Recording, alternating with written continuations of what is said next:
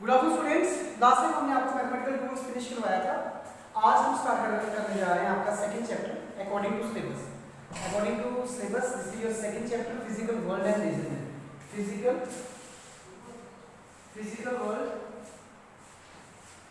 And reasoning. Syllabus के according तो ये सेकंड चैप्टर है, but on NCERT book this is your first chapter. ठीक है, तो आज इस चैप्टर को स्टार्ट करने से पहले कुछ मैं आपको इंट्रोडक्शन पहले भी दे चुका हूँ, फिर से मैं दे देता हूँ कि what is mean by science. तो साइंस क्या है? सिस्टमैटिक नॉलेज है जो गेन करते हैं थ्रू प्रैक्टिस और स्टडी। उसके बारे में हमने बताया था साइंस। साइंस के बाद हमने बताया था फिजिक्स। फिजिक्स क्या है? एक ब्रांच है साइंस की। ठीक है, एक ब्रांच है साइंस की which deals with the study of nature and natural phenomena. उसको हम क्या कहेंगे? फिजिक्स कहेंगे। फिजिक्स दो तरह की होती है, एक क्लासिकल फिजिक्स होती है और एक हमारी मॉडर्न फिजिक्स होती है। क्लासिकल फिजिक्स वो फिजिक्स है जो बिफोर 1900 थी, जहां आप कह सकते हो बिफोर मैन, आदमी से पहले की फिजिक्स। और जो आदमी के अभी आफ्टर 1900 है उसको हम मॉडर्न फिजिक्स कहते हैं। फिर उसकी कुछ टाइप्स के बारे में हमने इंट्रोड्यूस किया था। लेकिन आज बात है हमारे इस चैप्टर के बारे में, फिजिकल वर्ल्ड एंड रीजनिंग में। इसमें आज हमने आपको बताना है कि स्कोप क्या है फिजिक्स का। Scope of physics. तो देखिए, scope of physics covers a wide variety of natural phenomena. Key one thing mind, scope of physics covers wide variety of natural phenomena.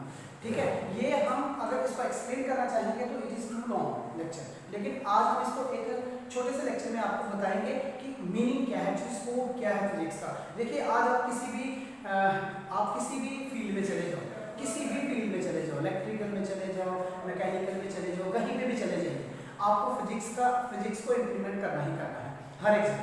सुबह उठते समय, सोते समय वी यूज फिजिक्स। ठीक है, हम फिजिक्स को इंप्लीमेंट करते हैं लेकिन हम उसको इग्नोर कर देते हैं, हमें पता नहीं चलता कि हम फिजिक्स इंप्लीमेंट कर रहे हैं या नहीं। क्योंकि फिजिक्स में जब भी कुछ डिस्कवर हुआ है वो सीधा उसने इफेक्ट किसको दिया है? सोसाइटी को। सबसे पहले फायदा किसको होगा? सोसाइटी को। टेक्नोलॉजी में फिजिक्स है, फिजिक्स हर एक जितनी भी हमारी ब्रांचेस है साइंस में, हर एक में फिजिक्स को इंप्लीमेंट किया जाता है। तो ये डिफरेंट आज मैं जो भी है इसके बारे में वो आपको थोड़ा बहुत मैं बताऊंगा। तो स्कोप के बारे में तो सबसे पहले हम देखेंगे range of distances. Range of distances के रेंज क्या है? तो देखो बेटा, इसको स्टार्ट करने से पहले मैं एक वर्ड बताऊंगा। देखो, जैसे है एटम। ठीक है, स्मॉलेस्ट पार्टिकल है, सबको पता है। तो एटम एक्चुअली दो वर्ड्स का बना है, A + टॉम।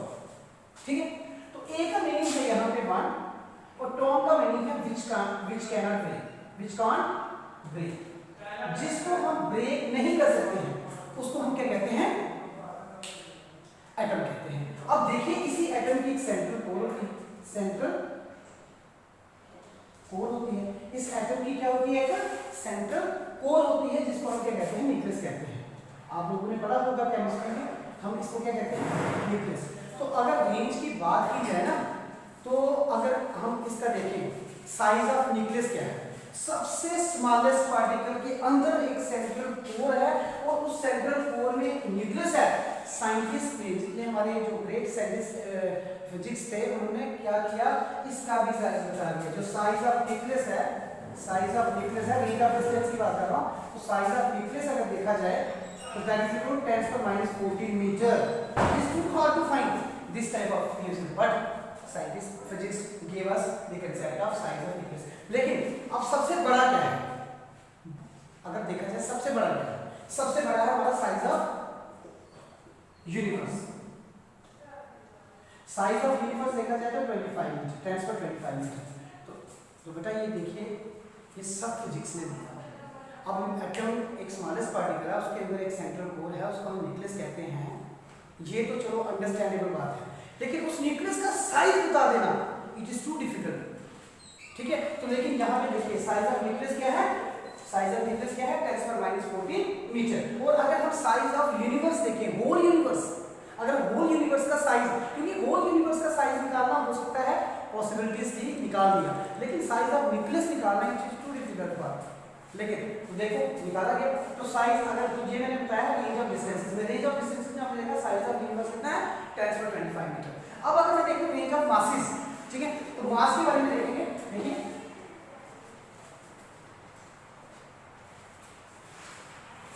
अब हम देखेंगे रेंज ऑफ मास। मासेस का रेंज देखा जाए तो देखिए सबसे छोटा, सबसे ज्यादा कम मास किसका होता है?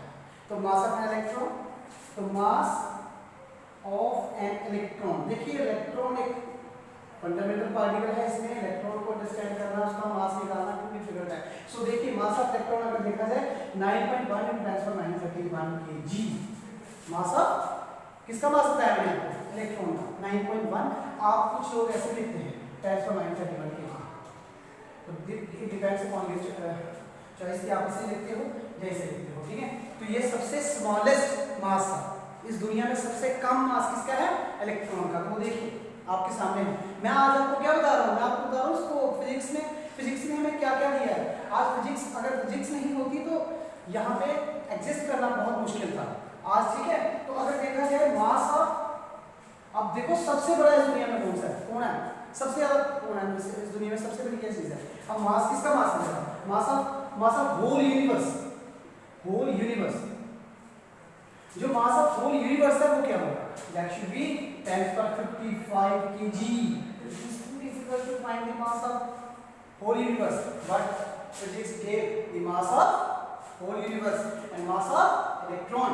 हमें mass of electron भी पता चला और mass of किसका? mass of whole universe भी पता चला। यहाँ से हमें पता चलता है कि क्या स्कोप है फिजिक्स का। तो मैंने सही में पहले जो बोला है कि फिजिक्स का जो स्कोप है it covers wide variety of natural phenomena, ठीक है। तो इसीलिए मैंने इस लाइन को बोला था। तो ये हमने कंफर्मेशन दी आपको इसमें मास ऑफ इलेक्ट्रॉन के बारे में, मास इसका क्या है और इसका क्या है, ये क्लियर है। अब भाई बात, अगर स्कोप ही देखना ना भाई, तो स्कोप अगर देखें तो अगर हम आज हम यहाँ बैठे हैं, मैं यहाँ पे हूँ, मुझे अगर किसी के साथ बात करनी है, कोई अमेरिका में है, लंदन में है, तो हम क्या करते हैं? सेलफोन को यूज करते हैं। अगर एक कॉल करते हैं, विदिन सेकंड कॉल मिलती है तो हम बात करते हैं। कम्युनिकेशन सिस्टम में देखो, कम्युनिकेशन सिस्टम में तो आज फिजिक्स ने इतनी उपलब्धियां हासिल की हैं कि हम आपको एक्सप्लेन नहीं कर सकते। जैसे कम्युनिकेशन सिस्टम है, कम्युनिकेशन सिस्टम है ये। तो कम्युनिकेशन सिस्टम में देखिए, कम्युनिकेशन सिस्टम में आपने क्या देखा? एसटीडी देखा, आईएसडी देखा, पीसीओ देखा आपने सब कुछ। सेलुलर फोन्स देखे, ठीक है। आज 5th जनरेशन के कंप्यूटर्स आ चुके हुए हैं, ठीक है। 5th जनरेशन के कंप्यूटर्स आए हैं।